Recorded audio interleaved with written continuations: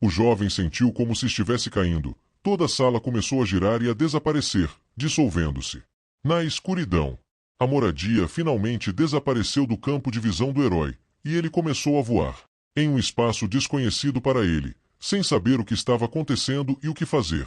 O escritor acabou sendo o único preciso, flutuando neste nado escuro e misterioso, que lembra vagamente o espaço. Mas ele definitivamente não estava no espaço, porque conseguia respirar, e de repente começou a ser cercado por fogo, que literalmente surgiu do nada. A chama atraiu o olhar do herói, que olhou para o fogo sem desviar o olhar, como se graças a isso pudesse aprender algo secreto. Então descobriu-se que não era apenas uma chama, porque nela começou a traçar a silhueta de alguém. Então o jovem percebeu que havia alguém ou algo no fogo. Naquele momento, um xamã apareceu ao lado do rapaz, que perguntou ao jovem se ele viu isso, sem explicar o que queria dizer, pois sabia que o escritor o entenderia. E aí o jovem perguntou de onde vinha o velho daqui, e depois esclareceu onde era, por quê. O rapaz ainda não entendia o que estava acontecendo e porque começou a entender a língua do xamã. O velho explicou que no momento os heróis estão no fundo da alma do escritor, e depois acrescentou que agora vai dar ao jovem a sua linguagem para que o rapaz entenda os outros. E depois disso o xamã perguntou se o escritor viu isso, ainda sem especificar do que estava falando. O jovem, sem saber se estava sendo questionado sobre isso, disse que havia um dragão ou uma cobra dentro da chama, porque muito provavelmente o velho perguntou sobre isso, ao que o velho simplesmente respondeu que isso era ótimo. Na realidade, o escritor não estava em nenhum espaço desconhecido, mas continuava no quarto, com os olhos fechados, como se estivesse apenas dormindo. Então ele acordou de repente, abrindo abruptamente os olhos e começando a olhar em volta, sem entender completamente o que acabará de acontecer. Ao lado dele estava um xamã, que ergueu seu cajado e gritou Subai. Depois disso, o velho apontou para o escritor e disse-lhe que o cara agora morava na vila de Yanlon e também estava se tornando o próximo xamã. O escritor percebeu que agora ele entendia uma língua até então desconhecida, e também ficou muito surpreso que todas essas palavras fossem dirigidas especificamente a ele, pois apontavam para ele com um cajado. Isso surpreendeu muito o comandante, que não esperava que um estranho comum se tornasse uma figura tão importante quanto um xamã. A notícia atingiu não só o homem, mas também sua filha, que também viu e ouviu tudo o que aconteceu. Todas as criaturas se alegraram com o fato de terem um novo Manon, porque isso significava que sua tribo não morreria. Porém, entre os heróis alegres havia aqueles que não ficaram muito felizes com a escolha do velho xamã, pois ele escolheu alguma criança em seu lugar, e não estava claro se ele poderia substituir o velho, mas ainda não tinham outras opções. Então o comandante ficou do lado do escritor, dizendo que acreditava na escolha do seu xamã. Enquanto todos discutiam esta notícia, o próprio jovem não partilhava da alegria dos outros, porque ninguém sequer perguntava sua opinião. O herói tinha acabado de entrar no novo mundo quando imediatamente se tornou um xamã, então nem sabia o que fazer a seguir, porque tudo era novo para ele. O escritor foi tirado de seu estupor pela garota que viu pela primeira vez no novo mundo, e ela agarrou o herói, arrastando-o para algum lugar com ela. O cara não resistiu e seguiu obedientemente a heroína, que persistentemente o conduziu em uma direção desconhecida. Enquanto isso, outros discutiam sobre o novo xamã, dizendo que seu nome, Subai, era muito estranho, e também se perguntavam de que tribo ele vinha. Enquanto alguns discutiam, outros estavam simplesmente felizes por terem um xamã, o que significava que nada aconteceria ao seu totem.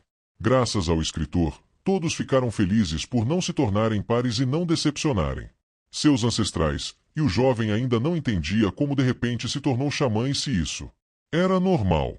Então a garota garantiu ao rapaz que o próprio grande xamã o havia escolhido, não outra pessoa, mas ele. Aí a heroína acrescentou que já que o xamã disse isso, então esta foi a decisão certa, pois não se pode duvidar de suas decisões. A garota disse isso com tanta confiança e entusiasmo que até começou a apontar o dedo para o cara, reforçando assim sua afirmação. A heroína se apresentou como Yen-Agau e acrescentou que agora ficará de olho no novo xamã. Portanto, se ele tiver alguma dúvida, não hesite em perguntá-la. Ficou claro que Yen-Agau estava feliz com a tarefa que lhe foi atribuída, pois estava ansiosa pelas perguntas. Então o jovem pediu à menina que lhe contasse mais sobre a tribo, e ela começou a dizer que a tribo se chamava Yamon, e o totem deles também, mas ela não conseguia descrever. Então, quando chegasse a hora, ele descobriria por ele mesmo. O escritor adivinhou que o que viu naquele fogo foi o totem Yamon. Após a história da heroína, o jovem pediu para lhe contar sobre os deveres da tribo. O próprio herói percebeu que o pai da menina é o líder, mas ele ouve o xamã, então. Acontece que o xamã assume o papel principal. Yenhagao ficou muito surpreso com essa pergunta, porque de que tribo é o cara se ele nem sabe dessas coisas? Então a heroína explicou que o xamã é a pessoa mais forte da tribo, e a tribo não sobreviverá se não tiver um xamã. Depois do pajé vem o líder, que é o pai da menina e se chama Yenhagao, e depois do líder vêm os principais caçadores, que tinham uma força incrível. A tribo também possui soldados totêmicos, soldados de reserva e pessoas comuns. Então o cara percebeu que, embora haja poucas pessoas nesta tribo, existem posições bastante diferentes. Ficou claro quanto esse comentário magoou a menina, então ela explicou que antes havia muito mais gente em seu assentamento. Yenhagao começou a organizar seus pensamentos para contar outra história, mas toda a diversão no rosto da heroína desapareceu. A história começou com o fato de que as pessoas da tribo Yanlon viviam em terras férteis, que sobraram de seus ancestrais, então havia de tudo em abundância, inclusive água e comida. Depois havia uma fonte de água perto do povo, e eles também nunca passavam fome. Naquela época eles eram uma tribo enorme, porque havia 300 deles, 65 dos quais eram soldados fortes. Porém, sua vida feliz não durou para sempre, pois há 6 meses eles foram atacados pela tribo Black Snake, e eles devastaram os campos de caça da tribo Yanlon, e muitos de seus habitantes morreram naquele dia, mas o pior de tudo, o povo perdeu suas terras férteis.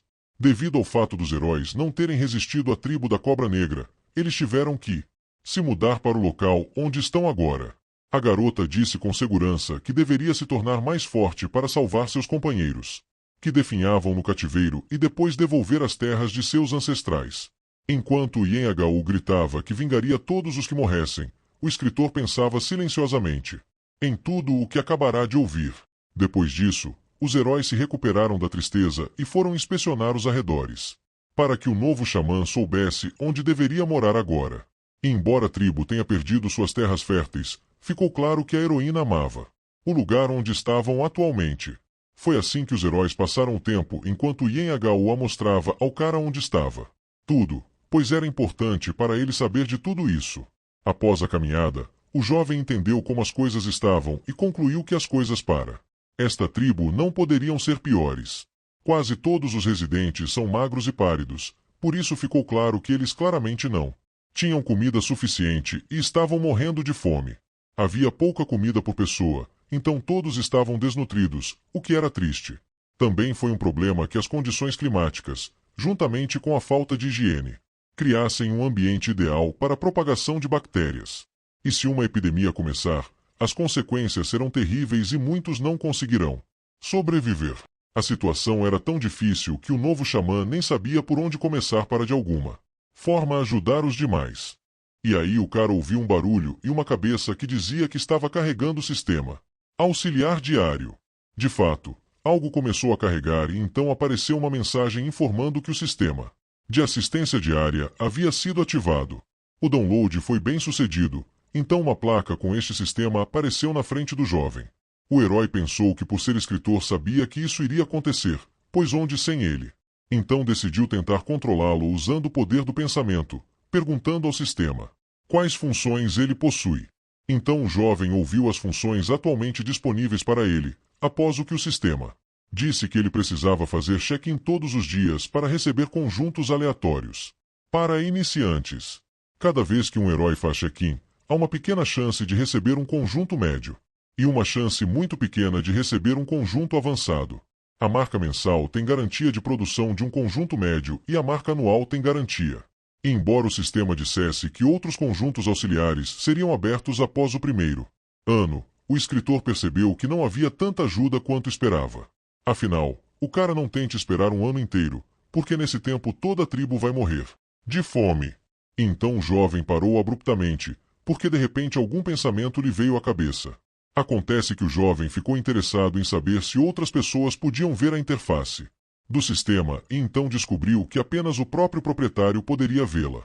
Então o escritor voltou sua atenção para a garota, que ficou indignada por não estarem ouvindo ela, e aqui estava ela falando sobre a tribo, mas poderia estar treinando. Então o novo xamã pediu desculpas, tentando sair dessa situação, dizendo que não tinha ouvido com atenção porque estava um pouco tonto. Porém, isso não convenceu Yaniwa, e ela ordenou que o rapaz ficasse em silêncio. Então chamou com ela para levar o jovem a um lugar onde ele pudesse descansar. Então a heroína conduziu o jovem a uma das cabanas que ficavam neste assentamento. Depois disso, Yaniwa sentou-se perto da pele de tigre, que lembrava vagamente uma cama. O xamã perguntou se ele agora moraria aqui, enquanto olhava em volta e percebia que aquela não era nada parecida com a casa em que ele morava antes. A garota pareceu envergonhada com a pergunta e então respondeu timidamente que talvez ele estivesse melhor aqui.